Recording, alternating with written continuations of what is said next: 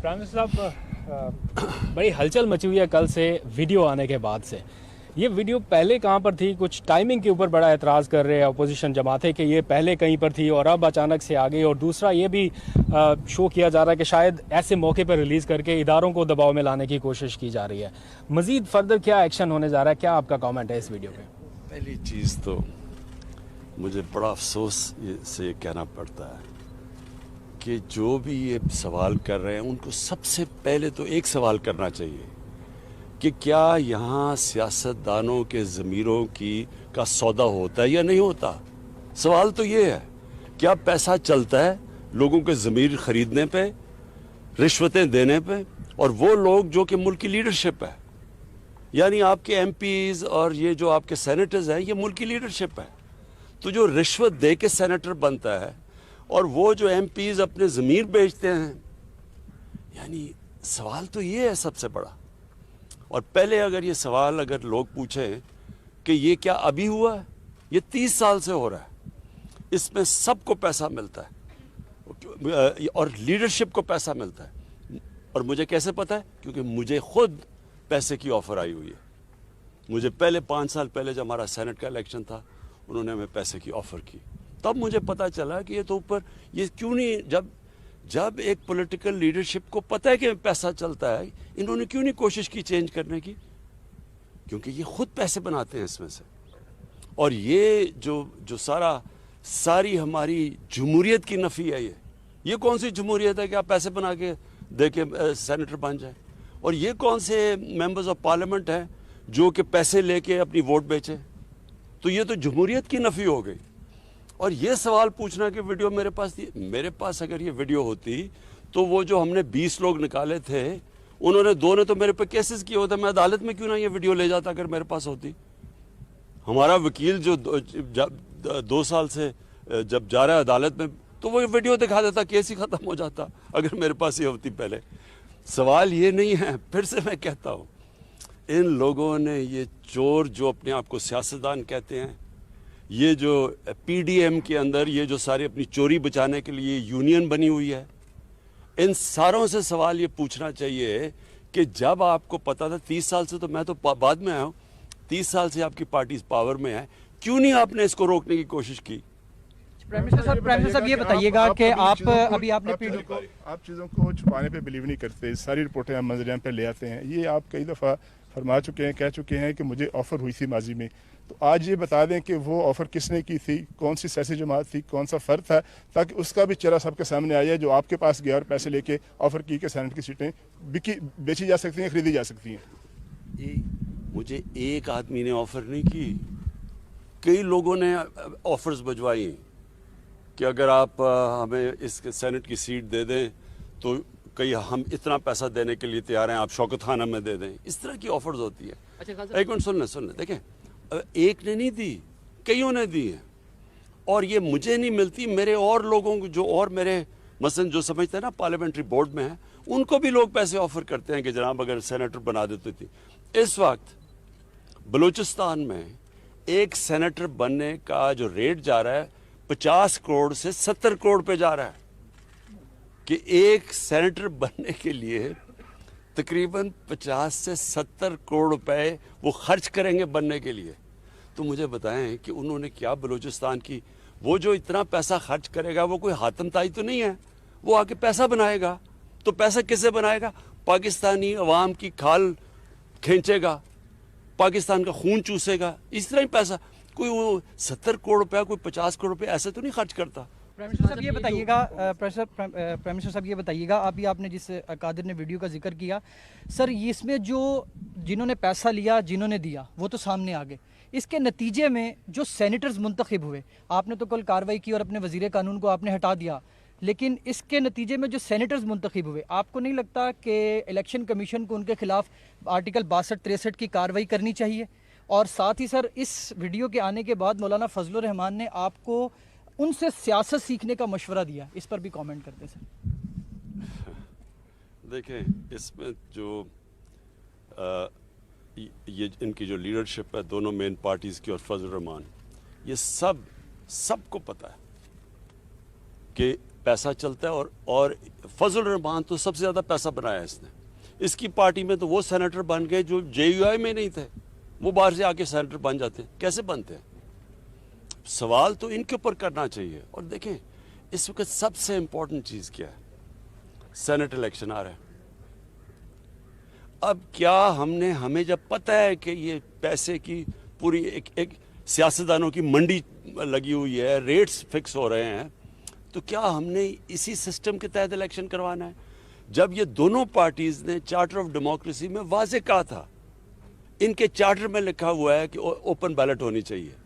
पिछली बारी ये नून लीग ने बार कहा कि जब ओपन बैलेट होना चाहिए, मैंने तायद की नून लीग के हाँ जी ओपन बैलेट होना चाहिए। आज ये क्यों पीछे हट गए हैं? मैं तो ये सवाल पूछ रहा हूँ। जब पता है अब असल इशू ये है सेनेट इलेक्शन, बाद में तो तफ्तीश करते रहें। इशू ये है कि क्या सेनेट इलेक्शन हमने इसी करप्ट सिस्टम के जरिए लड़ना है या ट्रांसपेरेंसी लेके आनी, ये सारा इशू है बस। अच्छा प्राइम मिनिस्टर साहब, पाकिस्तान एक ज़रूरी मुल्क है और हमने देखा है कि कल भी कैबिनेट ने गंदम और चीनी इंपोर्ट करने की बात की है और उसकी इजाज़त भी दी है। ज़रूरी मुल्क होने के बावजूद हम चीज़ें इंपोर्ट कर रहे हैं खाने पीने की। साथ साथ हमने देखा कि कंस्ट्रक्शन के ऊपर आपने पूरा जोर लगाया, उसके नताइज तो सामने आए, लेकिन अब ज़राअत के ऊपर भी आप मीटिंग्स कर रहे हैं। सर हम जहाँ भी जाते हैं लोग हमसे कहते हैं, आप वज़ीर-ए-आज़म से बात करते हैं तो उनसे पूछे इतनी महंगाई क्यों हुई? सर ये इस हवाले से ज़रा आवाम के जो खदशात हैं उस पर ज़रा जवाब दें। ये बिल्कुल ठीक बात है आपकी। महंगाई की सबसे बड़ी वजह क्या है? जब रुपया गिरता है, जब डॉलर के मुनस्बत रुपया गिरता है तो वो महंगाई बढ़नी होती है। क्यों? सारी चीज़ें जो बाहर से आप आती हैं वो महंगी हो जाती हैं। जब पीपल्स पार्टी आई 2008 में तो तब रुपया गिरा, तब 25% रुपया गिरा, 25% तक महंगाई चली गई। आप उठा के देख लें 2008-9 में आज से बहुत ज़्यादा महंगाई हुई क्योंकि रुपया गिरा था 25%। हमारी बारी 24.5% रुपया गिरा जब हम आए। और वो रुपया क्यों गिरता है? क्योंकि जब आपकी इंपोर्ट्स ऊपर चली जाती हैं, एक्सपोर्ट्स नीचे चली जाती हैं, डॉलर ज़्यादा मुल्क से बाहर जा रहे होते हैं बजाय अंदर आने के, रुपया गिर जाता है।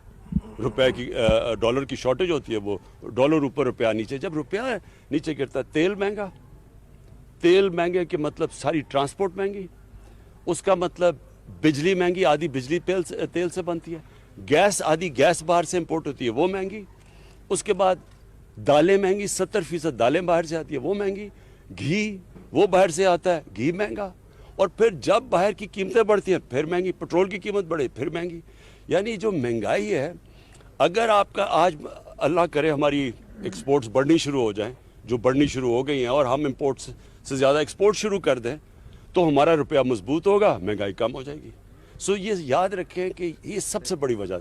दूसरी वजह बदकिस्मती से ये थी कि हमारी 2 बारिशें मौसम की तब्दीली की वजह से गलत टाइम पे आ गई, तो जो हमारी गंदम होनी थी अच्छी भली, वो हमारी बारहनी गंदम कम हुई, तो जब उसकी कम हुई तो इंपोर्ट करनी पड़ गई। अच्छा खान साहब, एक तो वीडियो आने से आपके मौक़िफ़ की तायद हो गई कि जो हॉर्स ट्रेडिंग है वो होती है, साथ साथ जो है अपोजिशन जो है वो कहती है कि आपके जो अरकान असम्बली हैं वो इंटैक्ट नहीं है, इसलिए आप लोग जो है ओपन बैलेट से इंतखाब करना चाहते हैं। सेकेंडली लॉ मिनिस्टर को सैक कर दिया, जो बाकी लोगों के नाम आ रहे हैं जिस तरह परवेज़ खटक साहब, और कहा गया कि वहाँ पर स्पीकर हाउस के अंदर सारा मामला हुआ, तो उनके खिलाफ भी कोई कार्रवाई का प्लान है? ये उनका क्लेम है, उन्होंने पैसे लिए वो क्लेम। जी देखिए, सबसे बड़ी चीज़ क्या है कि जी हमारे मेंबर जा रहे हैं या नहीं जा रहे हैं, ये इशू नहीं है। मैं 5 साल पहले तो मेरे मेंबर आ नहीं जा रहे थे, मैं तो 5 साल से लगा हुआ ओपन बैलेट की। मैं तो जब ये नून लीग ने कहा कि ओपन बैलेट होनी चाहिए, मैंने तो तब तायद की इनकी। तो ये तो अब से नहीं मैं कह रहा, जब सबको पता है कि सेनेट के इलेक्शन की वोट 30 साल से सबको पता है कि वोट बिकती है। मेरा सवाल यह है कि इन्होंने क्यों नहीं चेंज करने की कोशिश की। और फिर ये जो कहना कि हमारे मेंबर जा रहे हैं या नहीं जा रहे हैं, ये याद रखें गवर्नमेंट के लिए ज़्यादा आसान है। हमारे लिए अपनी जितनी हमारी सीटें हैं उनसे ज़्यादा हम ले सकते हैं, क्योंकि गवर्नमेंट के पास पावर होती है। इसलिए तो गवर्नमेंट में आके कोई बदलता नहीं है, बाहर कहता है, गवर्नमेंट में आके नहीं करते। हम गवर्नमेंट में बैठ के कह रहे हैं कि ये ओपन बैलेट होनी चाहिए, जबकि मैं आज आपको कह रहा हूँ कि यही लोग रोएंगे जबकि देखें जी तहरीक इंसाफ की सीट से ज़्यादा मिल गए हमें सेनेटर्स, ये लोग रोएंगे। अभी मैं आपको कह रहा हूँ क्योंकि हम ज़्यादा सीटें ले सकते हैं। हम एक मुल्क में चेंज लेके आ रहे हैं कि जब करप्शन ऊपर से शुरू होती है, जब आपकी पॉलिटिकल लीडरशिप करप्ट होगी, तो क्या थानेदार और पटवारी ठीक हो जाएगा? सर लाइटर मूड के अंदर सियासी बातें हो गई। आपके सियासी फॉलोअर्स के अलावा क्रिकेट के फॉलोअर्स भी बहुत हैं। 18 साल बाद साउथ अफ्रीका को हमने रावलपिंडी में सर शिकस्त दी। टीम पूरा साल बहुत सारी क्रिकेट उससे खेलनी है। सर कुछ तवज्जो दे रहे हैं सर, मईशत के ऊपर भी आपको अपडेट्स मिलती होंगी, क्रिकेट के ऊपर भी अपडेट्स मिलती होंगी, तो क्या समझ रहे हैं कि सर बेहतरी की तरफ हम जा रहे हैं? पूरा साल पाकिस्तान के अंदर सबसे ज़्यादा क्रिकेट है, अचीवमेंट। देखिए, सच आपको बताऊं तो मुझे क्रिकेट के ऊपर कोई ज़्यादा टाइम नहीं, बल्कि मैंने मैच भी नहीं देखा। मुबारक तो टीम को देता हूं, लेकिन मुझे मैच देखने का मौका नहीं मिला। लेकिन मैं आपको एक चीज़ कहना चाहता हूं, जो बुनियादी स्ट्रक्चर है पाकिस्तान क्रिकेट का, वो ठीक कर लिया। जो मैं बड़ी देर से कह रहा था कि इलाकाई क्रिकेट होनी चाहिए, ये ठीक हो गई। अब इसमें से वो पाकिस्तानी टीमें बनेंगी जो कि वर्ल्ड बीटर्स होंगी। अभी तक हम अच्छी टीम है, हम वर्ल्ड बीटिंग टीम नहीं बन सके अभी तक। उसकी वजह यह है कि हमारा जो बुनियादी क्रिकेट स्ट्रक्चर था वो गलत था। हिंदुस्तान ने अपना स्ट्रक्चर ठीक कर लिया है, हिंदुस्तान एक दुनिया की बेहतरीन टीम बनती जा रही है। हमारा स्ट्रक्चर क्योंकि ठीक नहीं है, हमारा टैलेंट ज़्यादा है, मेरे हिंदुस्तान से बहुत ज़्यादा टैलेंट है यहाँ, लेकिन हम जो हमें जिस तरह की परफॉर्मेंस देनी चाहिए वो हम नहीं दे सकते। तो असल चीज़ ये है कि जो बुनियादी स्ट्रक्चर है वो ठीक करें, वो इन्होंने ठीक कर लिया। अब इसके ऊपर बिल्ड करेंगे, थोड़ा टाइम लगता है, जो टैलेंट पॉलिश होने में 2-3 साल लगते हैं, लेकिन इंशाल्लाह हमारी टीम वर्ल्ड बीटिंग। नाज़रीन, कलर सईदा रावलपिंडी में वज़ीर आज़म इमरान खान मीडिया के नुमाइंदों से गुफ्तगू।